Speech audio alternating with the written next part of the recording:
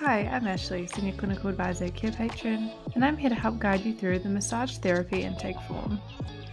What is the massage therapy intake form? The massage therapy intake form is used to gather information on a patient, such as essential basic information, medical history, including conditions, allergies, and prior injuries, therapy session goals, and more.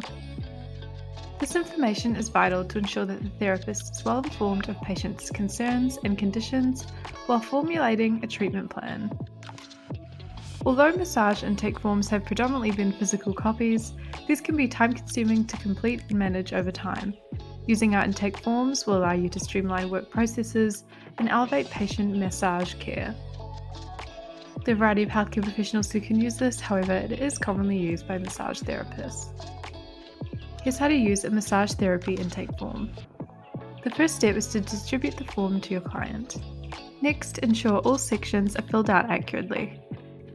The final step is to integrate within the treatment plan. To view a sample form of the massage therapy intake, feel free to visit carepatron.com where you can download and access the form for free. You can also access the intake form through our platform. Filter by community and intake, type in the keywords to find the note. Thanks for watching, and remember to subscribe to Carepatron to view more healthcare videos.